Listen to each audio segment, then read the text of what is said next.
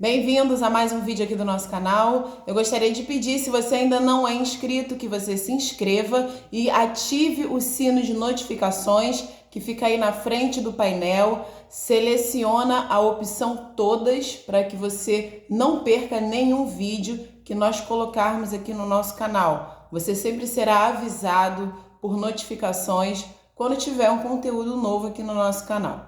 E eu gostaria de pedir que você compartilhe os nossos vídeos nas suas redes sociais, com as pessoas que você conhece e também com outras pessoas que você não tem convívio, mas colocando na sua rede social, você vai estar permitindo que pessoas mais distantes a você recebam esse conteúdo também. Eu sempre peço com muita ênfase para que vocês que estão assistindo os vídeos compartilhem, porque dessa maneira é que essa palavra vai se tornar possível, né, no ouvido, na vida, no dia a dia de pessoas que não necessariamente conhecem o nosso canal, mas podem começar a conhecer a partir de você. Você vai estar sendo um canal de bênçãos para levar esses vídeos, essa mensagem até essas pessoas. O nosso intuito aqui é levar a palavra de Deus de uma maneira mais simples, para que seja mais fácil de compreensão de todos. Hoje eu vou falar com vocês sobre dois versículos, eu vou ler dois versículos que eles vão conversar entre si, digamos assim, e depois nós vamos conversar um pouquinho a respeito do que eles trazem para nós, comparando com essa época que nós estamos vivendo aqui, não só no Rio de Janeiro, mas em muitos outros estados. Em outros países eu não sei quais épocas, quais meses que eles fazem esses festejos que estão acontecendo aqui agora, mas aqui no Brasil a gente sabe que não só no Rio de Janeiro e São Paulo, mas outros estados também usam esses primeiros meses do ano para fazerem essa grande mobilização urbana, esse grande festejo que ano após ano, né, vai arrastando, vai levando tantas pessoas. Então a gente vai falar um pouquinho sobre isso. Primeiro eu vou ler um versículo que está no livro de Êxodo. Para quem não sabe, livro de Êxodo fica no Antigo Testamento, é o segundo livro da Bíblia. Então vamos lá. No livro de Êxodo, no capítulo 32, a gente vai ver que o povo de Deus, estando lá no deserto, eles vão fazer algo que para Deus é inaceitável, né? É abominável. Vendo eles que o Moisés, na opinião deles, demorava para descer do monte onde Deus tinha chamado Moisés, ali para que ele pudesse levar ao povo as tábuas dos 10 mandamentos, é claro que o povo ainda não sabia para que era, né? Essa subida do Moisés e o que ele traria na volta. Mas eles consideravam que Moisés estava demorando demais, eles nem sabiam se Moisés ia voltar. Então eles vão lá e eles meio que cercam o sumo sacerdote, irmão do Moisés, o Arão, e eles cobram de Arão: você precisa fazer para nós deuses para que a gente possa adorá-los. Porque esse Moisés que nos tirou do Egito, a gente não sabe o que aconteceu com ele, a gente nem sabe se ele vai voltar. E infelizmente, gente, o Arão, mesmo sendo um sumo sacerdote de Deus, mesmo tendo sido usado por Deus, né, em tantas maravilhas e prodígios que Deus fez para tirar o povo dele da escravidão do Egito, ainda assim, por algum motivo, o Arão vai dar ouvidos a essas pessoas e ele vai fazer um bezerro de ouro. A gente vê lá no comecinho de Êxodo, no capítulo 32, o que vai acontecer, especificamente lá do versículo 4 ao versículo 6, a gente vai ver como que se deu isso. Essa atitude do Arão, influenciado, né, digamos assim, pelo clamor popular ali dos filhos de Israel no deserto. Então a gente vê aqui no versículo 4, este, recebendo-as das suas mãos, trabalhou o ouro com buril e fez dele um bezerro fundido. Então disseram: são estes, ó Israel, os teus deuses, que te tiraram da terra do Egito. Arão, vendo isso, edificou um altar diante dele e, apregoando, disse: amanhã será festa ao Senhor. No dia seguinte, madrugaram e ofereceram holocaustos e trouxeram ofertas pacíficas. E o povo assentou-se para comer e beber e levantou-se para divertir-se. A gente vai ver um outro versículo que vai falar também a respeito disso que aconteceu, que está lá agora no Novo Testamento, lá no finalzinho da Bíblia, no livro de 1 Coríntios, no capítulo 10, e nós vamos ver aqui no versículo 7 e no versículo 8. Não vos façais, pois, idólatras, como alguns deles, porquanto está escrito: o povo assentou-se para comer e beber e levantou-se para divertir-se. E não pratiquemos imoralidade, como alguns deles o fizeram, o caíram num só dia 23.000. Então a gente vê que aqui na 1 Coríntios, o autor do livro, ele está dando ali um aviso muito importante. Não hajam como idólatras, como os nossos antepassados agiram no deserto. Porque eles fizeram através de Arão, bezerro de ouro, chamaram aquela imagem fundida, feita com ouro, de Deus deles, falando que aquela imagem foi o responsável por tirá-los de 400 anos de escravidão. Foi aquela imagem que tirou-os da escravidão do Egito. Então, Arão fez um altar para aquela imagem e o texto vai dizer que eles sentaram para comer e beber e se levantaram para se alegrar. Ou seja, estavam ali numa grande festança no meio do deserto. 1 Coríntios aqui vai falar também, como nós acabamos de ler no capítulo 10, no versículo 8, vai falar sobre imoralidade, porque alguns deles praticaram imoralidade e num só dia caíram, ou seja, foram mortos 23.000 pessoas.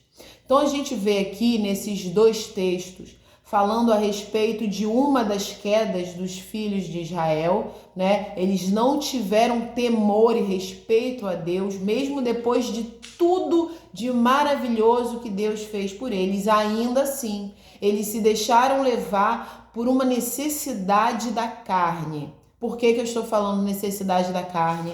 Porque eles chegaram a Arão com essa justificativa: você precisa nos fazer deuses para que nós possamos adorá-los.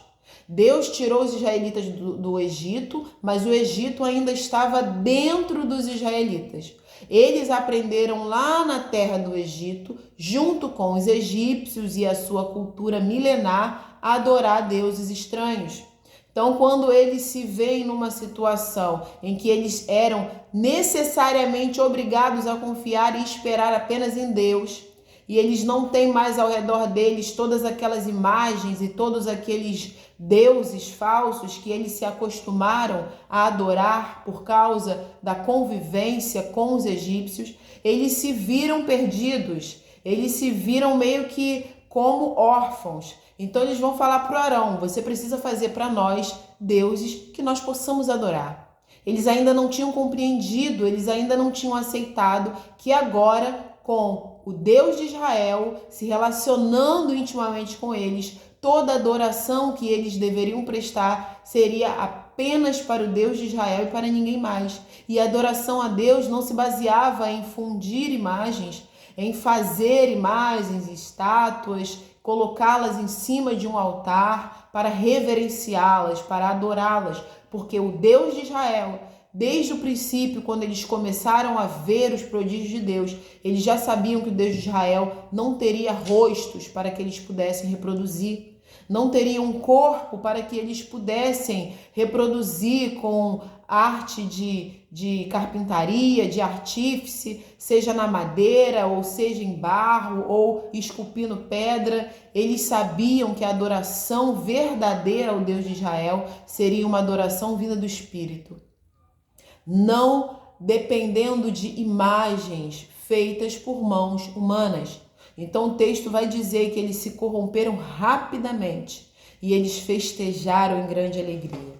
E por que eu estou trazendo esse texto logo nessa etapa, nesse período do ano? E eu comecei o vídeo falando a respeito desse período do ano, não só no Brasil e em outros lugares também, cada um na sua época, não só no Rio de Janeiro, mas em vários estados aqui do nosso país. Então a gente vê aqui, além de tudo que a gente leu aqui no livro de Êxodo e no livro de 1 Coríntios, nós vamos ver a respeito do que o carnaval representa aqui no nosso país, mas de que maneira que ele chegou aqui.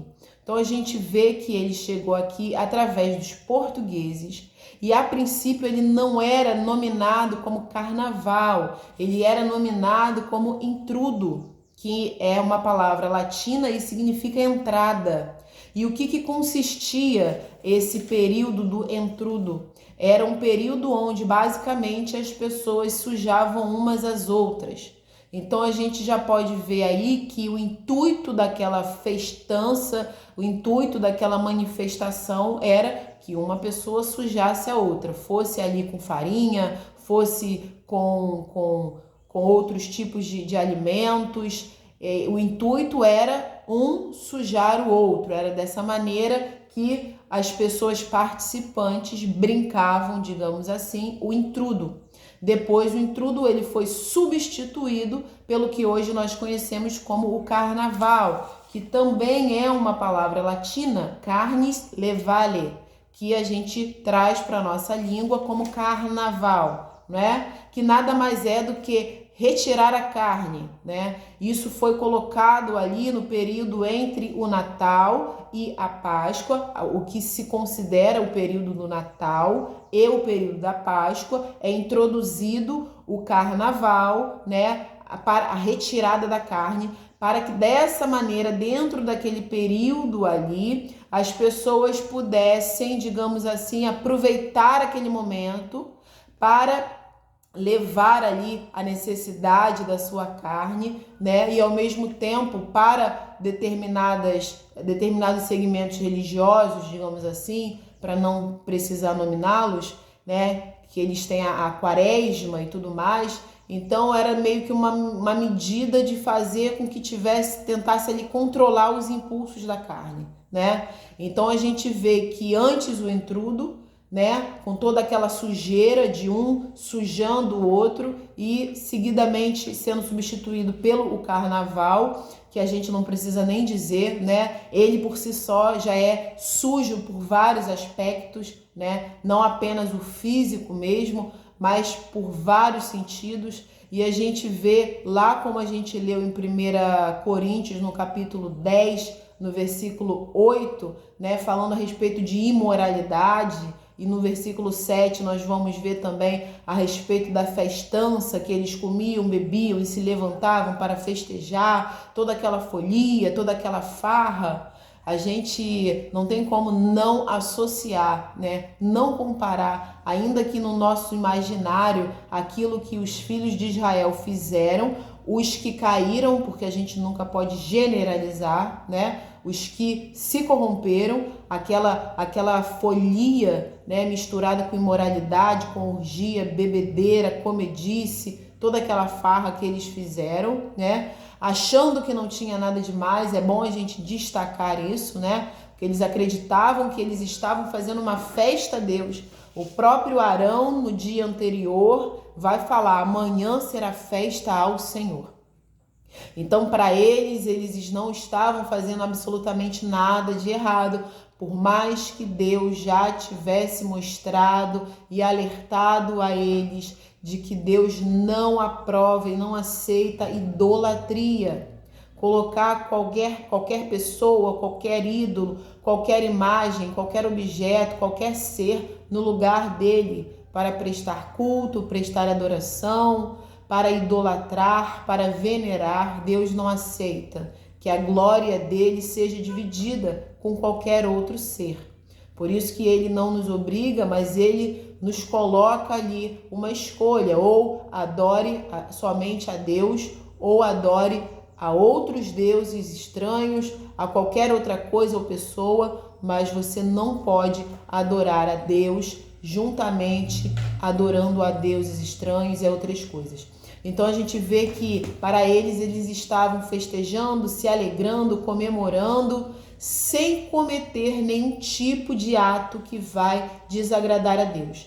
E nós vemos, comparando com o período de carnaval, que muitas pessoas seguem esse comportamento também. Acreditam que é um momento de descanso apenas, um momento talvez para quem já está de férias, um momento de repente, aliviar o estresse do dia a dia, do trabalho, ou para outros é começar o ano de uma maneira mais leve, porque muita gente considera que o ano de fato só começa depois do carnaval.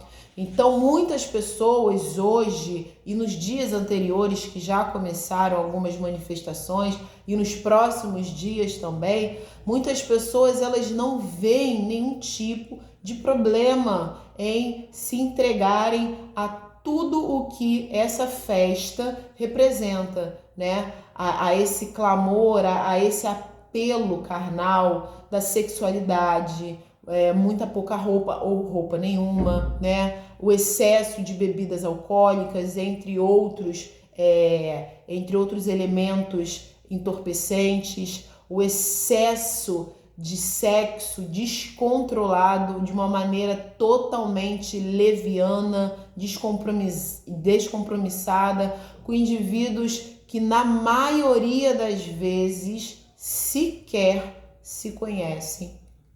Então, algo que a gente precisa aqui trazer é que é claro que as pessoas têm o direito de escolher o que elas querem fazer na vida delas, de que maneira elas querem levar o seu dia a dia e o que agrada a elas, o gosto que elas têm.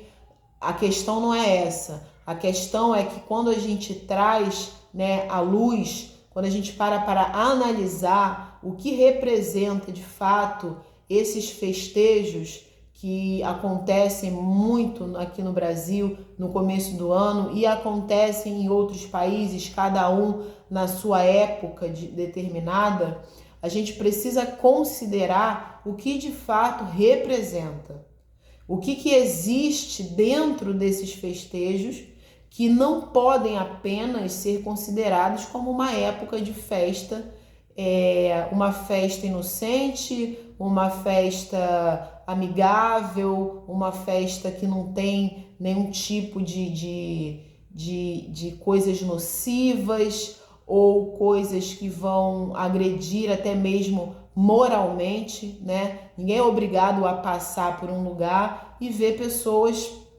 em situações íntimas de uma maneira tão expostas na rua. Ninguém é obrigado a passar com seu filho pequeno num lugar e ver pessoas ali praticamente como vieram ao mundo, né? Uma vez que a gente sabe que a nossa nudez ela acabou se tornando motivo de vergonha para nós quando o pecado entrou no Éden, então a gente sabe que a nossa nudez, por mais que a gente tenha nascido assim, ela já deixou de ser algo natural. Depois que o pecado entrou no mundo, ela trouxe consigo uma vergonha. Por isso que ninguém se sente agradável, né? Ninguém se sente confortável, ou pelo menos não deveria, em estar totalmente despido na frente de todo mundo. Para as pessoas, digamos, normais, e acredito que para a maioria das pessoas isso não é algo confortável. Então a gente precisa, né, passar por cima de todo o glamour, passar por cima de toda a purpurina, de todas as plumas, e a gente precisa olhar de uma maneira bem nítida, bem fria, bem concreta mesmo, o que significa essa festa que traz consigo uma imagem de folia, diversão, uma imagem de que tudo é permitido e nada é proibido, né? E a gente considera, se a gente parar para considerar, fazer um contrapeso com aquilo que a gente acabou de ver lá dos israelitas que foram tirados do Egito. Alguns deles, é bom que a gente deixe claro, alguns deles, a maneira como eles consideravam que estavam festejando a Deus alegremente, comendo, bebendo, se embriagando com as suas imoralidades sexuais, com toda aquela fornicação, com toda aquela farra, é literalmente a mesma coisa que ocorre no carnaval dos dias de hoje. No passado, chamado, como a gente viu aqui, de entrudo, que era o objetivo maior de um sujar o outro, mas a gente não pode ser, inocente e achar que era apenas isso. Obviamente que também já tinha, sim, a parte das pessoas beberem e a parte de toda aquela alegria que o álcool traz, aquela alegria, que o álcool traz, que é muito propício, para os atos sexuais descontrolados, desmedidos, sem pudor, sem limites. Então a gente sabe que saindo a festa do entrudo, entrando a festa do carnaval, pouco se mudou. Porque o carnaval ele também consiste em sujar. Ele suja a honra das pessoas, ele suja a imagem das pessoas, suja o nome das pessoas, suja o corpo das pessoas de várias maneiras, se é que você me entende. Quantas pessoas que se deixam levar por essa folia, achando que não tem nada a ver, o famoso nada a ver, mas depois quando passa, aquela ressaca moral é muito pior do que a ressaca física, Aquela humilhação, aquela vergonha que você passou, aquele vexame, quando você cai em si, não deveria ter feito, não deveria ter ido, não deveria ter permitido que fizessem comigo, não deveria ter feito com outras pessoas.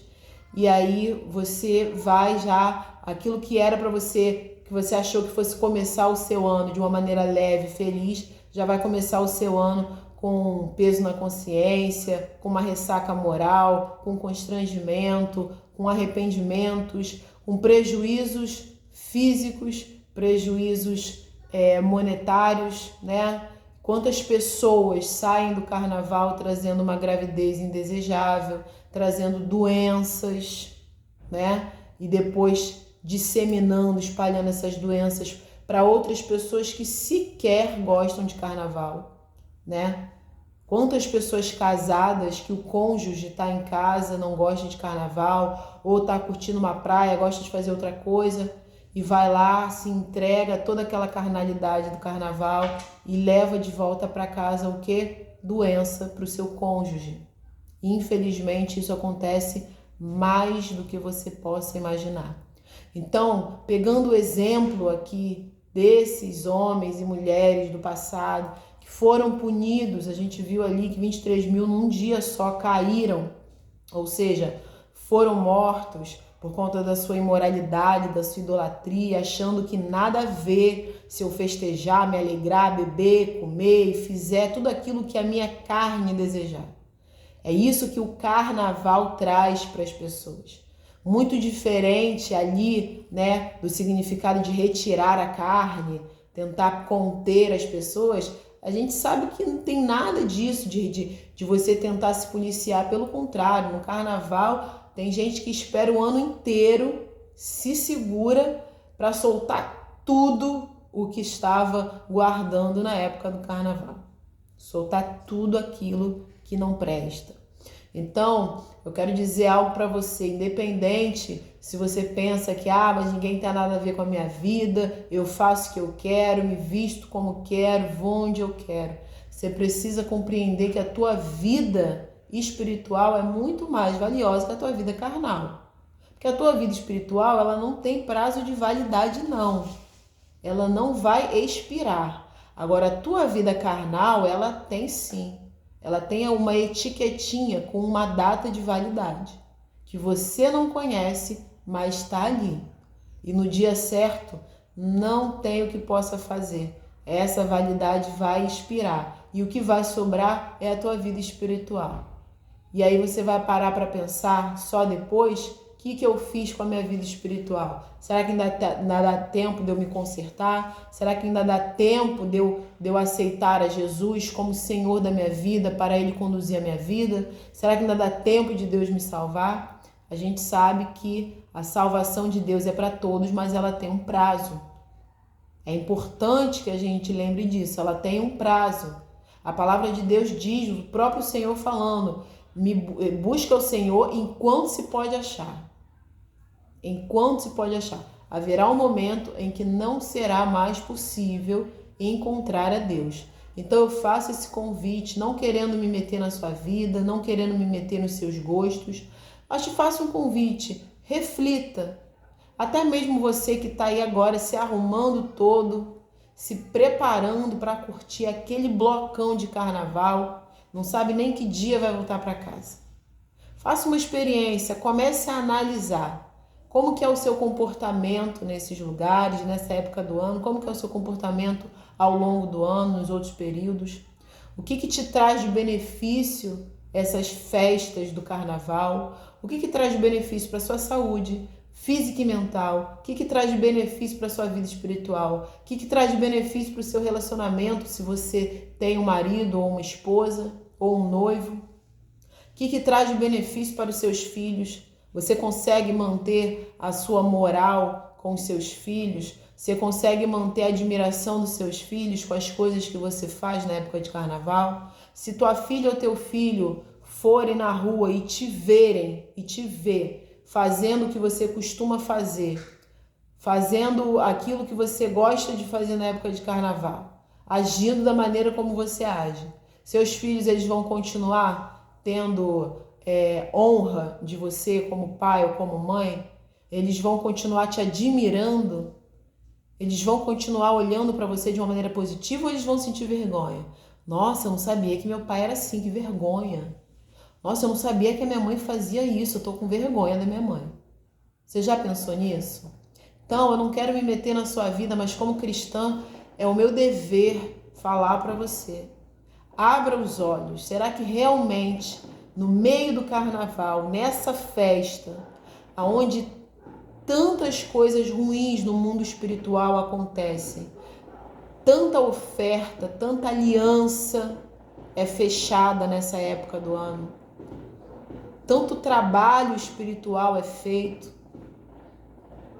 muitos com um intuito, com uma intenção mesmo ruim para a vida de terceiros. Essa época em que as pessoas elas deixam ainda mais para lá, ainda mais do que no restante do ano, o respeito ao espaço do outro, ao direito do outro, né? Elas praticamente obrigam as pessoas a verem os seus corpos da maneira como são, verem o que elas gostam de fazer no meio da rua, né? A gente é praticamente obrigado, que você anda pela rua, se você não quiser andar de olhos fechados, batendo em tudo, às vezes você é obrigado a ver umas cenas que você não gostaria de ver, mas infelizmente você é obrigado a ver. Então para refletir, será que é essa a vida que você deseja ter? Será que é lá no meio da farra, desse tipo de festa, que você está alimentando o seu espírito com coisas nutrientes para o seu espírito? Porque a gente precisa nutrir o nosso espírito. Não só o nosso corpo, a gente precisa nutrir. A gente precisa alimentar com aquilo que é bom o nosso espírito, a nossa vida espiritual. Carnaval é uma época onde muitos espíritos ruins estão soltos, procurando em quem eles possam entrar para se manifestar. Carnaval é uma época onde muitas coisas ruins acontecem no mundo espiritual. E você não precisa ver para você acreditar nisso. É só você observar. Essa época do ano é uma época pesadíssima para a vida espiritual de qualquer pessoa que não esteja assim, firmado em Deus, que não tenha o Espírito Santo de Deus. Então envia esse vídeo nas suas redes sociais para que o máximo de pessoas possam ver, envia para os seus contatos também no seu telefone e reflita. É exatamente nesse meio, é exatamente nessa festa que você merece estar. Será que essa festa está ao seu nível? Será que você não merece algo melhor? Será que você não merece estar num ambiente mais limpo, mais puro? Será que é no meio dessa sujeirada toda que você precisa estar? Pensa nisso, que Deus te abençoe, compartilhe esse vídeo e até o próximo vídeo, se Deus permitir.